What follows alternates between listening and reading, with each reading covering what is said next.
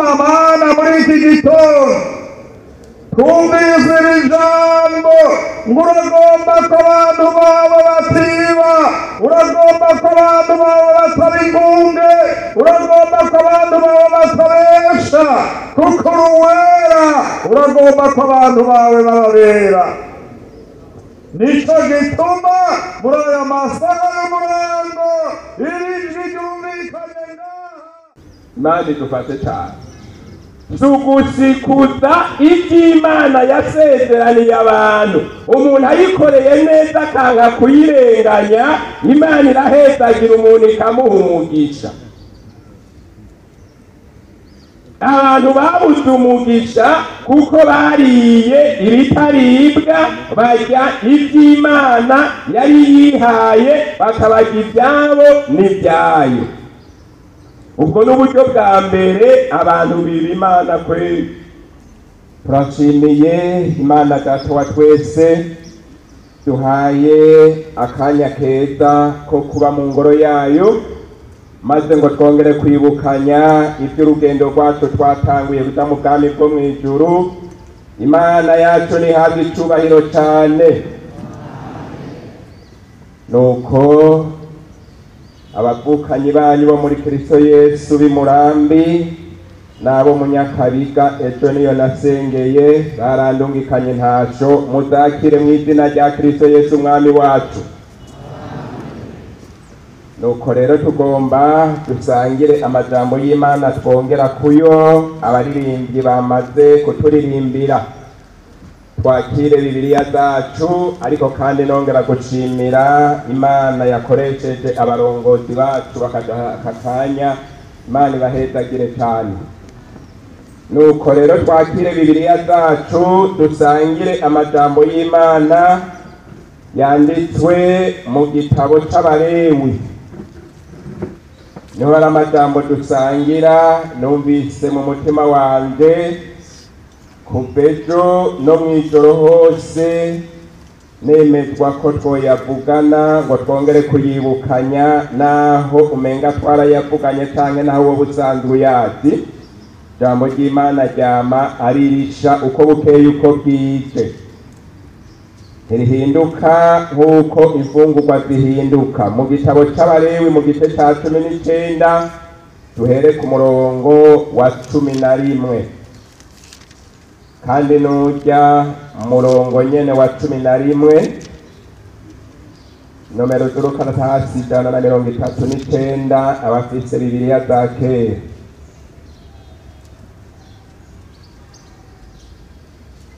Indanziza bivuga ngo ibyagezwe by'uburyo butari bumwe.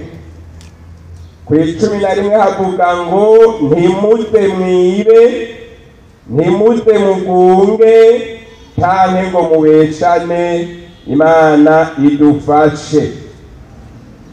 N'aya majambo tugomba twibukanye muri aka kanya.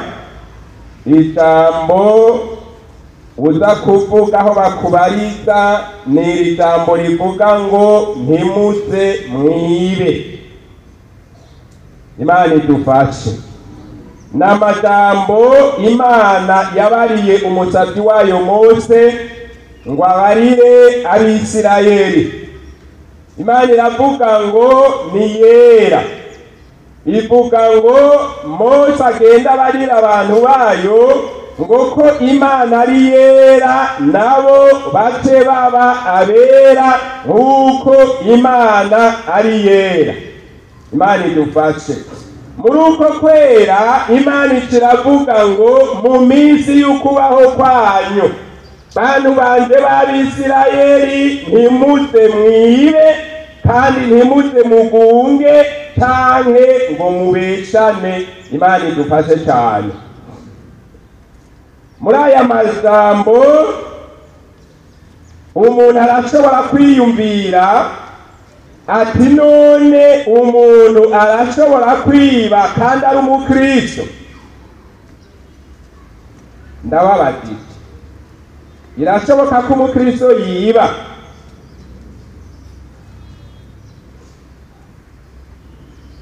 N'ubutavuze hajya bavuze. Imana idufashe, Imana nidufashe.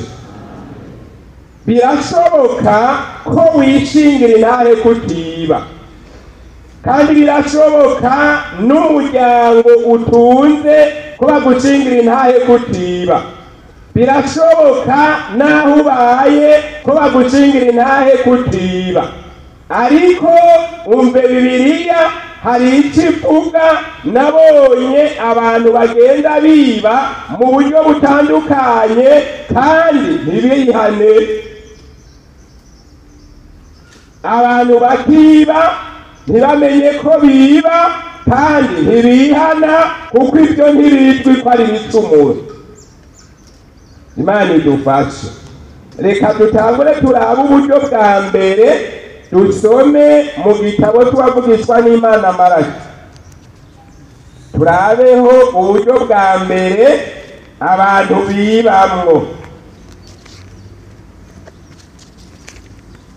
Hariho umutama wacu yarenganye yitwa Bazira, niwe yigeze kuduga i Murambi aratubwira ngo hari umuntu akuzira ko akaziri. Imana idufashe. Mu gitabo tubavugishwa n'Imana Maraki 3 ku murongo w'10. Reka tugombe duhere ku murongo wa 7. 3 ku murongo wa 7. Abagunga Imana ibimeze ngwika bafise Bibiliya ibyayo. Uhereye mu bihe bya ba sogokuruza muhora mukebya mugata amabwirizwa yanje ntimuyitondere. Nimungaruke ko nanje ndobagarukako, niko Uhoraho nyene ngabagize. Yamara muravuga muti twogaruka mu buryo ki? Mbega umuntu yogunga Imana? Ariko mwebwe mwarangunze. Yamara muravuga muti twakugunze ibiki? Umviriza, mwangunze ikigira 10 n'amashikanwa. Imana idufashe cyane. Uburyo bwa mbere abantu bibamwo nabizigirwa mu buryo butandukanye, mugabo imbere y'Imana abantu benshi n'abasuma barayibye. Aho yaba atari Imana agaco kuzura sibyo. Mugabo Zaburiya 50 ku murongo wa 21 havuga ngo ibyo urabikora nanze ngahora. Imana barayiba igahora, niko minduru. Imana idufashe. Mugabo naho ihotse hari umunsi itovuga. Imana idufashe. Abayibye bose ikabashira ku mugaragaro, kandi bayiba yari yaraduhaye byinshi nayo yihabike. Imana idufashe. Imana nidufashe. Yavuze ngo muzane mu bubiko ikigira 10 kimeze ngwiki gishitse. Sipazitori yabivuze, ni Imana yabwiye abantu bayo ngo bazohore bazana ikigira 10 gishitse mu ngoro yayo. Abantu rero ntibazana ikigira 10 gishitse. Bamwe niyo bakizanye bazana ikidashitse, abandi ntibazane n'icyo kidashitse bakakirya cyose. Kandi ntibihana kuko nta bicumuro ko bayibye Imana. Imana idufashe. Imana nidufashe. Emwe kumure muza muravuga teko nidufashe. aha kukigira 10. Aha kirari. Imana idufashe.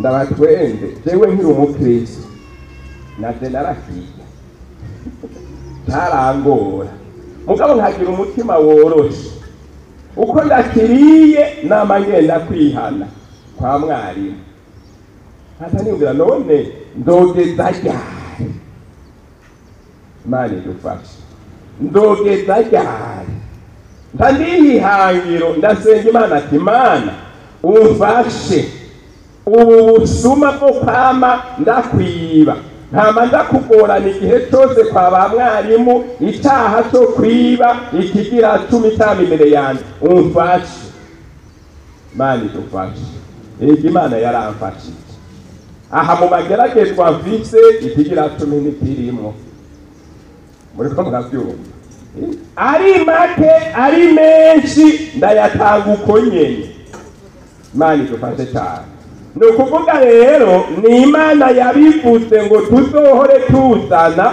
ikigira 10 gishitse kandi Bibiliya ivuga ngo nitwabikora Imana izoduhezagira iduha umugisha amen niyo tutabikora Bibiliya ivuga ngo nta mugisha tuzoronka mbere Bibiliya ivuga ngo n'abaca amahera bayatira mu mufuko utobotse bidasigura ko imifuko iba yaratobotse mugabo ko badatanga ikigira 10 ngo bakorere Imana neza ayo mafaranga barayaronka ntakabamarira umuntu arakora imyaka myinshi ugasanga ntahaza ntahava kubera iki yariyimye umugisha Imana idufashe narigeze gukora ahantu abantu bakavuga ngo uwo muzungu yatanga yaduhemba akavuga ngo yatanga ikibaho ngo nico gituma ngo atamugishagira Imana idufashe mugabo bavuga bayakoresha nabi mugabo jewe naho nayaronka uwo muzungu uko yakoresha ibaho ngo igituma ya mahera tatavamwo ngo yatangiza ibaho mugabo ntiyari impamvu ngo nuko yatangishije ibamvu ngo nta mugisha warimo rero arawubonye Imana idufashe Imana nidufashe Bibiliya ivuga ngo niyo ikihezagira umuntu ikamuha umugisha mbere yavuze ngo kugeza naho umuntu abura hakwiza umugisha amen narabibonye neza n'amaso yiwanje ku mukristo wiwanje ndi mwarimu Imana yahezagiye abura hakwiza umugisha narabibonye n'amaso yiwanje naje byarambayeko Imana idufashe cyane zugusikuza iby'Imana yasezeraniye abantu umuntu ayikoreye neza akanga kuyirenganya Imana irahezagira umuntu ikamuha umugisha abantu babuze umugisha kuko bariye ibitaribwa barya iby'Imana yari yihaye bakabagira ibyabo n'ibyayo ubwo n'uburyo bwa mbere abantu biba Imana kweli dusome ijambo ry'Imana turaba ubundi buryo bugira kabiri abantu bibamwo kandi ntibamenye ko ari ibicumuro mu gitabo cy'imigani igitabo cy'imigani muri iki gice cya 28 kuri uyu murongo wa 24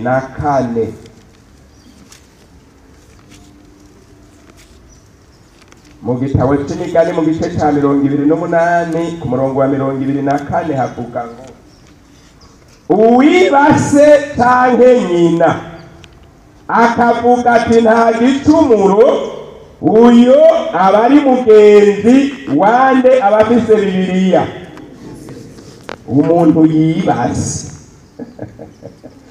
abantu bariba abavyeyi bakiba mu muryango bagaca bavuga ngo nta gicumuro kuko sinibye inyuma y'umuryango Imana idufashe Imana nidufashe abana bakiba abavyeyi reka amatungo y'ababyeyi yaraheze yibwe n'abana. Hari n'abagabo biba abagore akiba amafaranga y'umugore, hari n'abagore biba amafaranga y'abagabo ugasanga ariko arakora mu mifuko y'amakoti.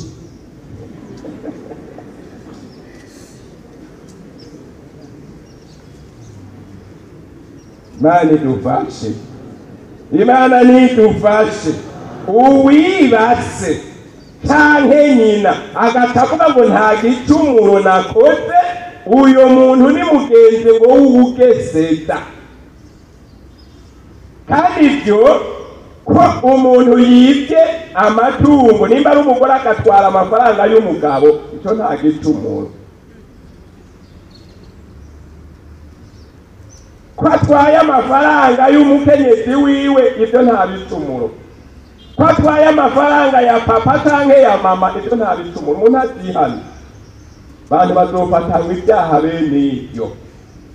Imana idufashe, Imana nidufashe. Bibiliya ivuze ngo ubwo n'uburyo bugira kabiri abantu bibamwo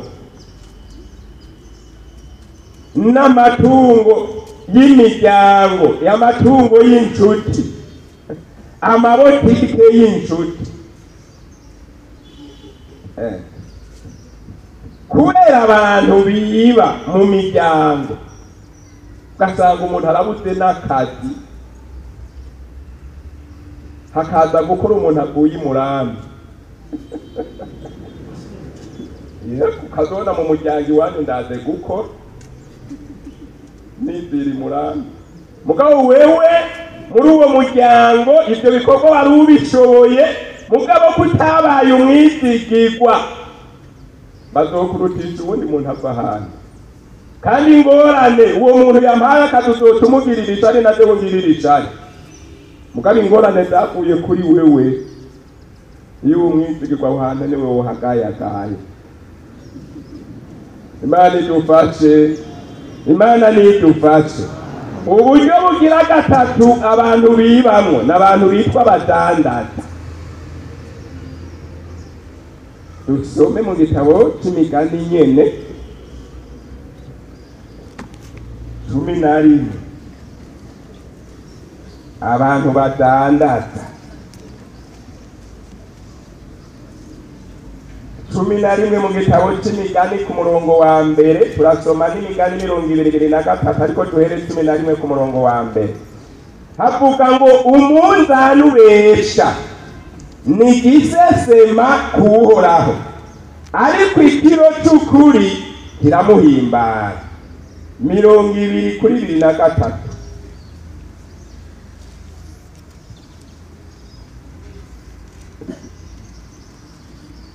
Havuga ngo ibiro bitangana ni gisesema kuhoraho, kandi umunzane w'ibinyoma si mwiza.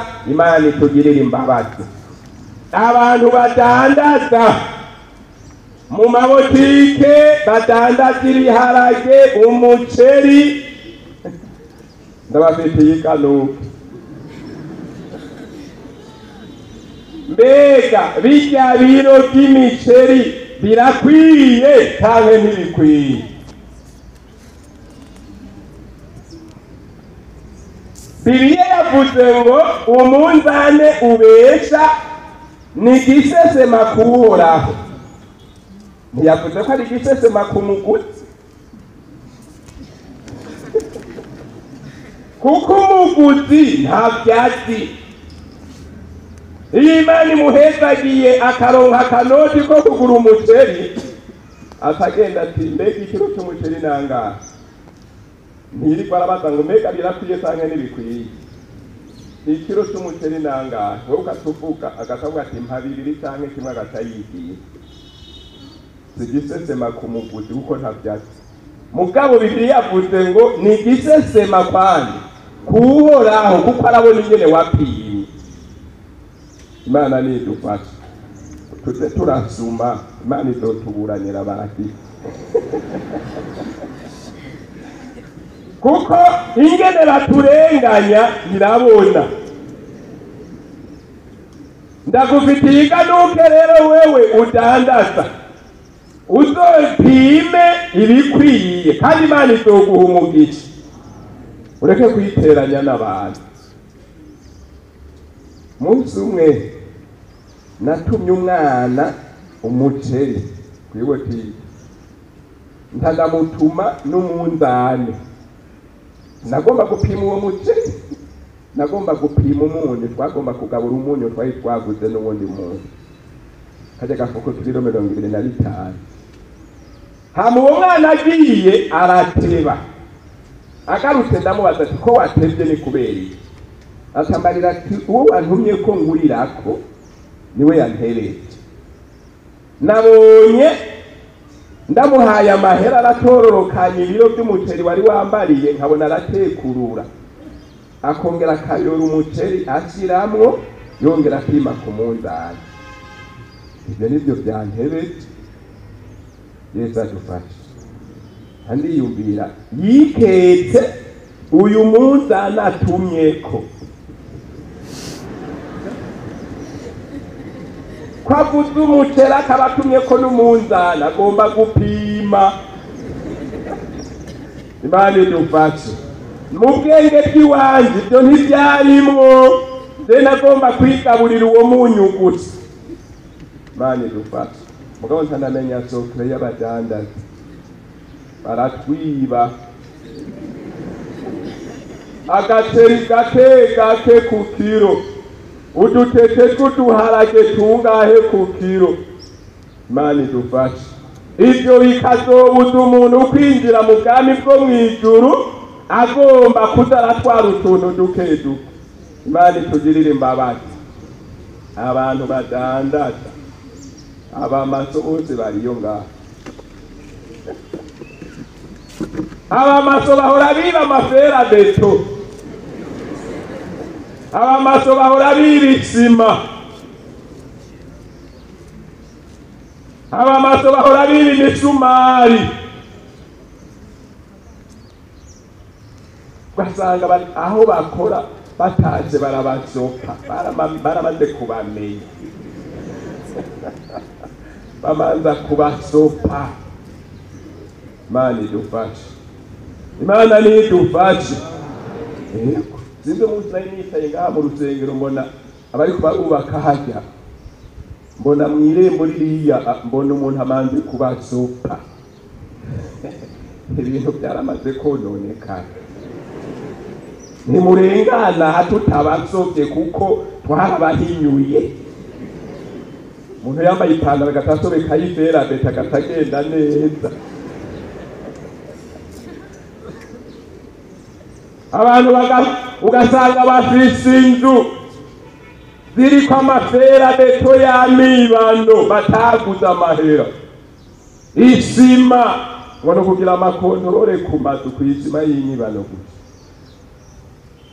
Baririmba ngo tende umukristo zokwama ndiwe na nyene akabamo. Mu bintu byose Imana itubabarire cyane. Hari n'abandi mfitiye iganuke abashoferi. Abashoferi batwaza imodoka zitari iziwabo namwe ndabafitiye iganuke. Usanga biba amamoteri mashasha bagashyiraho imoteri z'ibito. Igahita nibuba wihombeje gatagahera. Wewe uriyayo mugabo kazohera n'ingoga. Imana idufashe. Iyo umwizigirwa wogumya ukora ubuzima bwawe bwose. Mugabo kutabaye umwizigirwa karahera, aho batabitwaza ngo ni nava ngaha zogenda handi. Bazomenya ko utari umwizigirwa utebubure. Imana itubabarire. Abandi mfitiye iganuke n'abanyeshuri nabo nyene bariyiba. Hari ukuntu bahora bavuga mu majambo y'imbabarira amatwi mu rurimi rwabo ngo gukubita kude. Ahantu basanga ngo ni twicini. ubusuma nani dufashe interogasiyo zitonze abanyeshuri bariba kwezi mu maexame bakiba bakaba aho wabarondeye aho warubaje ukababura. Nabwiye abanyeshuri bakabambarira ngo nzoba ndabarenganije, nababwiye ati umunyeshuri aziba bakamwafisha ahantu ko yibye tuzomuhana.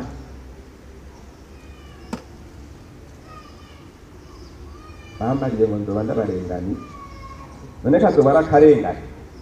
None nimba uwira igitoki tumuhana, uwibye ibyigwa we ntakwiye guhana, dute tumusiga amavuta. Mama baje kumenga namwe ibyo murabishyigikiye, kumenga murabishyigikiye ko uwibye ibyigwa twomureka kubera none sumusuma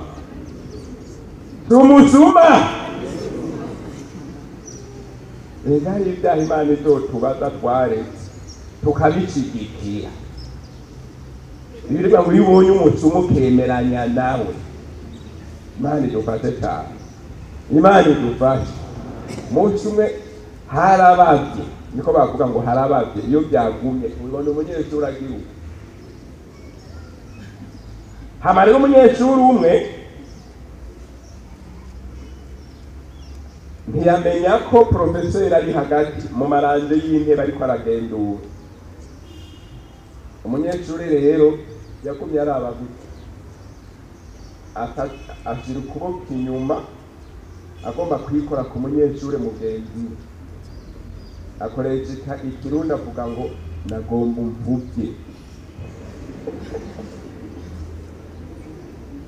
Ona ndiko ndaraba iyo ngomba umvubye, kumbe akweze ipantaro ya profeseri. Kandi nuko kuvuga ngo nagomba umvubye, profeseri arabyumvise. Profeseri ati ngomba ndagupfubye kwere.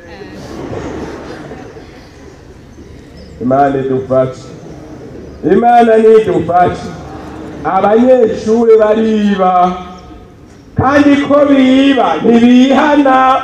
Umuntu ngo avuga ati jewe Imana imbabarire, reka mvuga iyo mvugo yabo ngo narakubise kuderi. Byo ntibabihana kuko ziri icumuro. Satani nuko azana uruhuni ku bantu, ugasanga turitwaririka bwa busuma, ariko ibyo ugasanga umuntu ntamwitwaririka bifizemwo ziri icumuro.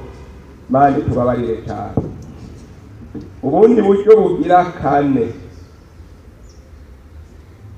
na mu gitabo cy'imigani 23, Migani mu gice cya 23 dusome kuri uyu murongo wa 10 na 11.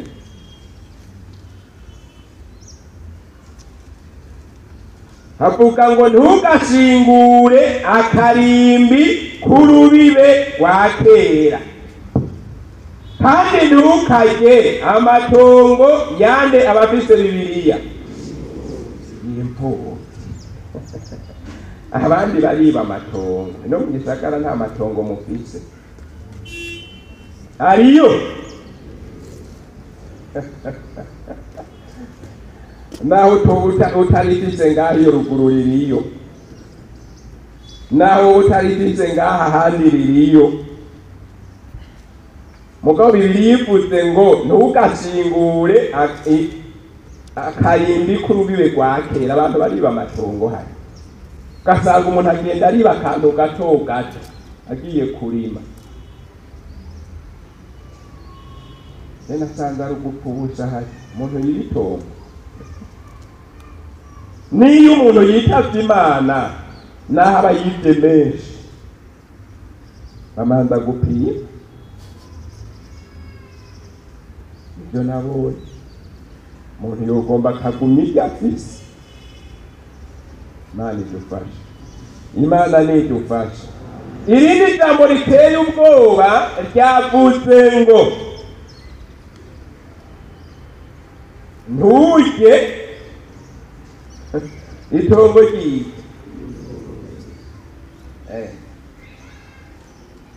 Abo bantu ndabatinya kera. Kandi ntukarye amatongo y'abandi y'imfubyi. Harya umuntu aba imfubyi atabigomba, ibintu biza bimushikako atanavyiyumvira. Imana idufashe. Kandi burya n'umugabo ntari imfubyi, nabyo singira papa singira mama. Mugabo bavuze ngo bagomba gufasha imfubyi baba biharage n'ibigori, nogenda kwiyandikisha.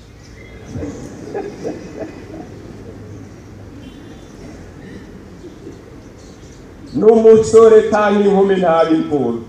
Imfubyi hari uko zimeze. Imana idufashe, Imana nidufashe. Harapfuye umuntu mu muryango, abasigaye boreza izo mfubyi bagaca batangura kuzicuranguza. N'umupfakazi asigaye ati mbega burya wewe uvuka ngaha kwisandagaza gusa, mbega burya uvuka ngaha, naho atahavuka yarahaza. Imana idufashe, Imana nidufashe. Abo bantu ukabafata nabi, umunsi bazogenda ahantu kugusengera ntibazosenga neza. Reka dusome mwumvire 22 muri kino gitabo c'Imigani kuri 23.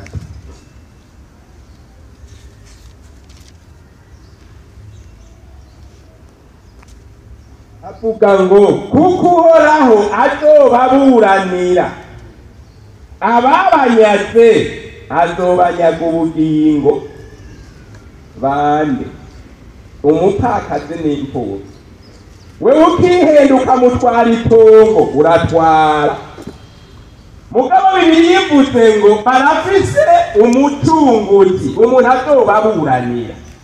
Wowe kuba twari itongo, iyo Mana izoburana ukwazo nawe. Wewe ngo watwaye itongo, Uhoraho nawe azogutwara ubugingo. Imana idufashe. Urabareka barigorewe, ureke kubakora mu nkovu. Imana idufashe. Bene arababona, nagiye gukorera ahantu ku ishuri imwe, nsanga hariho utwana 3, uduhungu 2 n'agakobwa kamwe. Hama iwacu ibikorwa by'iterambere ry'ishuri tubikora ku wa kabiri. Hama nza numva agahungu gakuru kambariye ngo mwari ngo jewe ngo ku wa kabiri nagomba mu mpurusha sindoza gukora ibikorwa by'iterambere, ndoba ndi kuburana. Ndaraba ko kana kaburana, kandi hari no mu gwimo. Wewe uburana nande? Ngo naba papa mudogo. Wewe urazi uburana mufiki. Amatongo yose ya papa yari mu bitara by'agahawa barayatwatse, badusigarize inzu gusa. Ndamwitegereza mvuze ati mwana genda gusiri n'urwo rubanza heba, murashobora kumererwa nabi mugapfa, nimureke Imana izobatunga. Narumva Mariye ati kandi mwari ugize neza, tega barahatse kutwica, nta turinde tungano ku tubaye kubera Imana. Ababyeyi ngo bamaze gupfa twaca tugenda iwabo kugira ngo baduhe ivyo kurya. Baritse ngo batumbe, bakaza barongeramwo amazi. Natwe tumwongeramo mutongeramo ko ataho tuza tuguma. Imana idufashe. Bagateba ngo bagatumba, uwo mumama waho hantu akarura ubugari bw'abo bana biwiwe n'utwo dupfubyi. Agatayongera akarura ubugira kabiri aza guha abana biwe ubwo dupfubyi nitwagenda. Ubugira gatatu bwiwiwe n'umushinga ntahe wiwe. hama uwundi munsi ngo batabavugana umugabo n'umugore, aba bana aho bahereye bazetera ngaha tubice. hanyuma utwo twana tw'abo bantu tugenda kubarira twadupfubya, tuno munsi ntimuze indya si nziza. nyatwana tuca turasiba kuza kurya, tuca turara ubusa. ewe muntu agirira nabi umwana n'ikintazi. twongeye guca bongera kugaruka, barabugaburira uraba. Imana idufashe. ega abo bana ndabafasha, nkaza ndabaha impanuro. ndabona umuhungu yitwa Mukuru arabaye umusore, naragiye kumukwera n'umukwirikira nawe nyine naragiye kumukwera. kandi hati Imana ni nziza no kuri iritaho abantu bayo. nabakwera amahera make,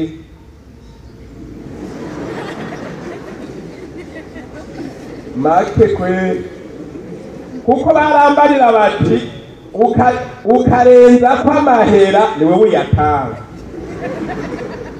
Imana ikabana nanze ikabashigikira, ayo mahera abantu bakayemera. Imana idufashe, Imana idufashe. ubu umwe n'umuvugabutumwa w'umudiyakoni mw'isengero ry'iwacu. murumuna we abonye bamusengeye, abandi bo mu yandi madini bace bamutwara n'umuvugabutumwa mu yindi dini. uwo mukobwa nawe ubu yaragiye kubaka, yaravyaye n'abahungu n'abakobwa. Imana idufashe.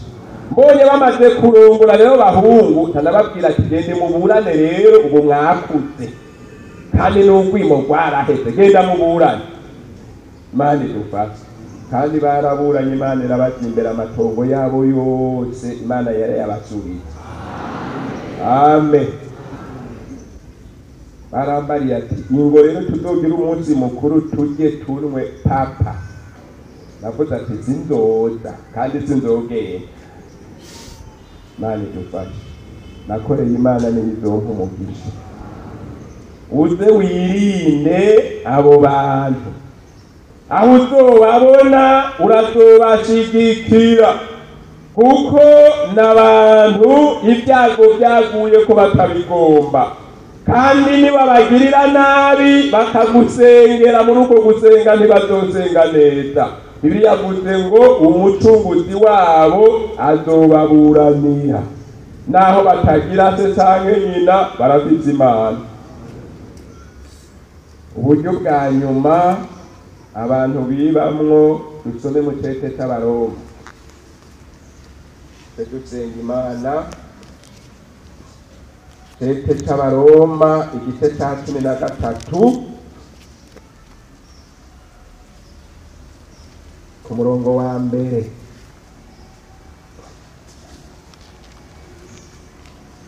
indanzi y'ijambo ivuga ngo ivy'ukugamburukira bande abafise Bibiliya. umuntu wese nagamburukire abamuganza, kuko atakuganza kutava ku Mana. ukuriho kwagezwe n'Imana. nico gituma ugabagabiye uganza abagabagabiye itagezwe n'Imana, kandi abatigabagabiye bazoba bihamagariye gutsindwa n'urubanza. kuko atakuganza kuko abaganza atarabateye ubwoba kuwukora iciza, zituwukora ikibi.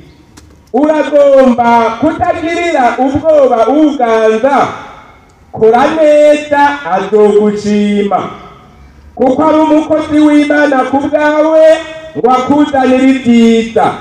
ariko niwakora nabi ugira ubwoba, kuko atambarira inkota ubusa, kuko ari umukozi w'Imana, umuhozi ashitsa uburake kuwukora nabi. nico gituma ukwiye kugamburuka, atari kubwo kurakirwa gusa, ariko no kubw'ijwi ryo mu mutima. nico gituma kandi mutanga iki? ko muvuga bukebuke nico gituma mutanga kuko abaganza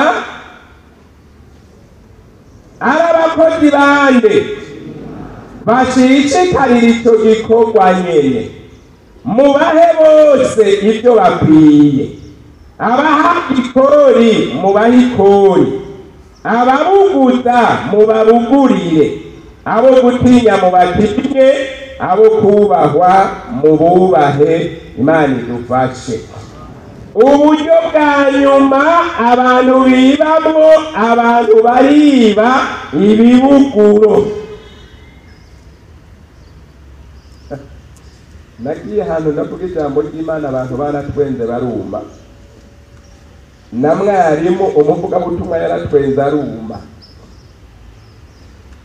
icyamutwengeje ngo mwarimu yibutse umunsi yagomba kunika ukuguru ariko arahunga gutanga amahera ijana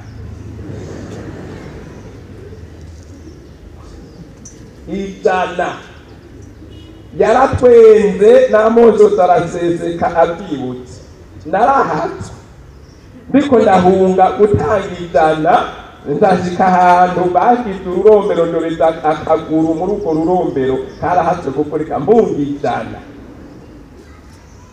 Imana idufashe akavuga kandi ndi umudandaza w'imbaho ndafise umuntu ahora akwirikirana ibyo by'imbaho akazitwara akazishora mwifuza iki ahora mbarira ngo ahora mbarira ati mwari ndagiye urasigara ku mati ngo sigara urasenga ngo ntiduhure ngo nabatoza ko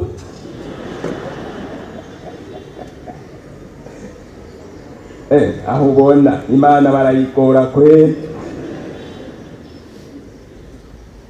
ugasanga umuntu abaye hafise uruhagarara rw'ikori Imana idufashe Imana idufashe hajya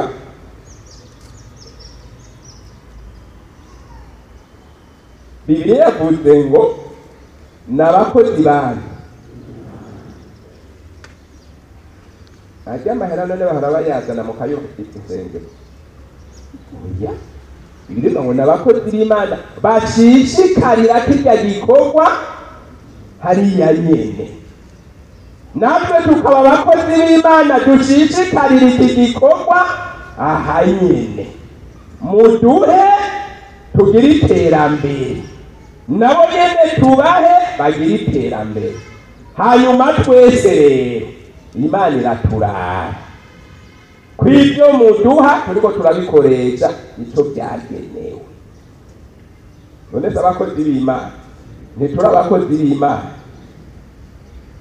bahereye n'umutima mwiza abandi hari ababikora bidoga niwe banza kayo bari bampaye ubupasitori kera ndi mwarimu hariho akazi ka minsi yose nsanzwe nkora naragenda hageze wasanga isoko yubakiye hama nkaca ngenda aho bicaye nkatanga ikori hama ikindi gihe bambonye bagatonga ngo pasitori araza gutanga ikori kweli Imana idufashe Imana idufashe hari abifadikanya na bazakayo bakiyiba birimwe wibonye umusuma wemeranya nawe Imana idufashe nimba botanze ikori ry'ibihumbi 5 Zakayo akahubwira ngo mpa 3 umuntu agasavuga ati yego nagasamu hari 3 umusuma Imana itubabarire Imana itubabarire hari iwacu abantu basora uburobe ugasanga umuntu afise uruhagarara nyegeza akaja aratwara bubiri kamwe ubwo yari afise 70 kandi ari umukiriya Imana idufashe ikore n'icagezwe c'Imana mbere sikori gusa na bamwe babuguza. Bibiliya yavuze abatangisha ikori n'ababugura, mu babuguriye bamwe bansangiye sibyo. Aho muhora mubaha ko mutemera. Zaidi ya papa inzoka itaraza nayo ndicaranye na kontabure wa komini mu modoka, haca haza umuntu ngo zaidi ya papa, yo nayo nicaranye na shoferi, hama ku ruhande ku muryango hari kontabure, ndabona kontabure yarabi iyo turi na shoferi. Nawe zaidi ya papa kumarabi amanza numva kontabure ngo genda i Roma niho bafashe. Ntaniyumvira i Roma ndetse ndashikayo ndahumva.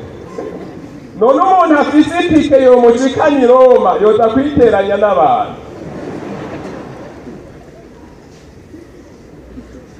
Imana idufashe, Imana nidufashe. Ndaraba akantu nari mfise ntandamuha ababuguza mu babugurire.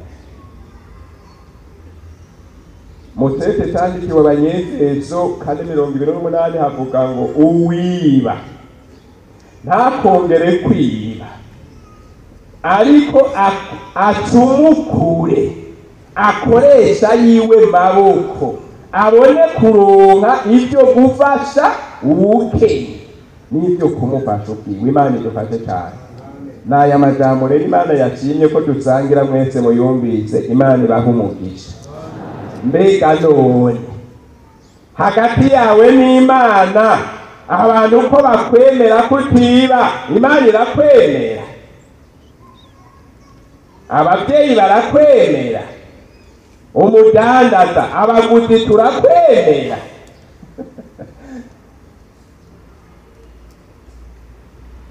Niwasanga utemewe imbere y'Imana turaguhaye kazi. Muntu yumva ati muri aya majambo hariho icyanzinze, kandi aho umuntu atigita umwerano, aho ibyaha ntibibura mu bantu. Turaguhaye kaze ushike hano tugusenge kugira ngo Imana yo mwijuru ikubabarire muri ibyo nyene wagendeyemo bitayihesheje icubahiro. Kaze utaravye mugenzawe, wewe wiravye ubwawe ingene umeze, ingene muri bijanye n'Imana yaguhezagije, ingene uhora ubikora, ingene uhora ubitanga. Kaze kugira ngo ukure ibyabaye intambamyi y'umugisha iwawe, kugira ngo Imana ikugirire imbabazi. Kaze wewe nyene ubwawe utaravye mugenzawe, wiravye ukuri, wiravye ukumeze, kugira ngo Imana yo mwijuru tugirire ikigongwe. Rero tugomba dusenga Imana. Teduha kaze umwungere wa mbere w'icengero asenga Imana. Dusabe abo bakozi b'Imana mureke guhagarara. N'uwo yafashwe n'ikori na tagisi tuzobivuganira hariya, ariko bahanuze dufasha abantu. Ntihagire umuntu mbona urwaye gusa ugume wicaye, ariko ntihagire umukozi w'Imana asigara yicaye kandi abantu bahagurutse.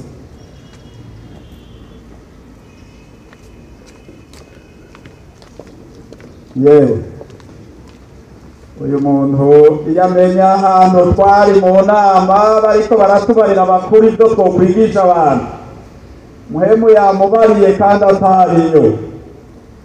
Twigisha abantu bagororoke kugira ngo bazoje mu ijuru kandi borohere abatwara kubatwara. Hari itandukaniro ry'abakristo n'abapagani. Reka dusenge Imana. Mana data wa twese, turagushimiye ko ijambo ryawe ari ijambo ry'ubugingo, kandi muhemu wawe arazi kwigisha. mwemu wawe aranyegurura n'ibinyegeye mu mitima y'abantu, n'ibyo abantu basita ibyaha arabimenya. Nicyo gituma Mana muri iki gitondo twumvise iri jambo ngo uragomba ko abantu bawe batiba, uragomba ko abantu bawe bataba ingunge, uragomba ko abantu bawe batabesha, kuko uri uwera, uragomba ko abantu bawe bababera. Nicyo gituma muri aya masaha y'umurango iri jwi ryumvikanye ngaha kugira ngo abantu bashobore kwitegura. Mana yo mu ijuru, ijambo ryawe n'ukuri, ijambo ryawe n'ububasha, ijambo ryawe kandi iyo umuntu yihaye n'ukuri kuza n'ubugingo mu mutima w'umuntu. None rero turabonye abahagurutse Mana, abahagurutse baciye bugufi baje kwemera ibyaragoye, harimo ibyabagoye byinshi, hari ibyo batakoze, hari ibyo bakoze mu butamenya, hari ibindi byabananiye. Imbabazi z'Imana nizize zivuye mu nyonga z'Imana, abantu bumve kuruhuka. Erega baje imbere yawe kuruhuka Mana. Hariya hanze hari ibirusha, hariya hanze hari ibidahesha, hariya hanze hari ibirusha abantu.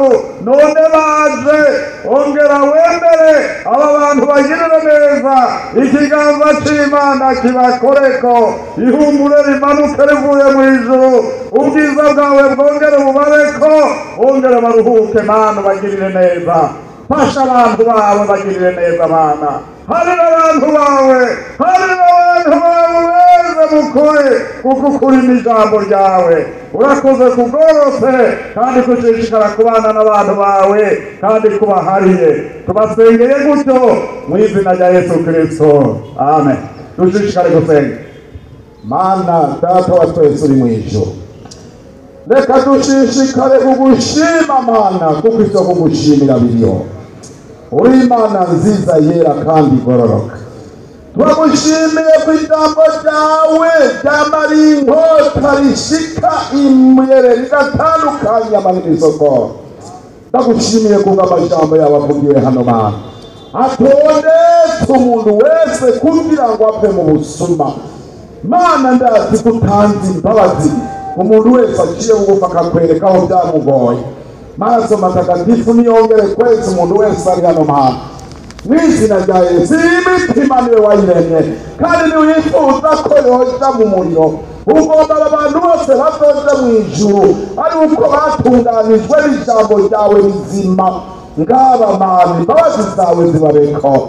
Turabasengeye, turabasaba imbabazi, turakwinginze ngo ubaharire. Nibataye bumvise imitima yabo kwitsindanishirijwe, nibumva impemburo, nibumva kuruhuka, nibumva amahoro, nibumve ko batashe Mana batahanye intsinzi yo kucaha icyo ari cyo cyose. Urabakorera nk'Imana, bumva imbabazi, natwe turabisabiye nk'abakozi bawe.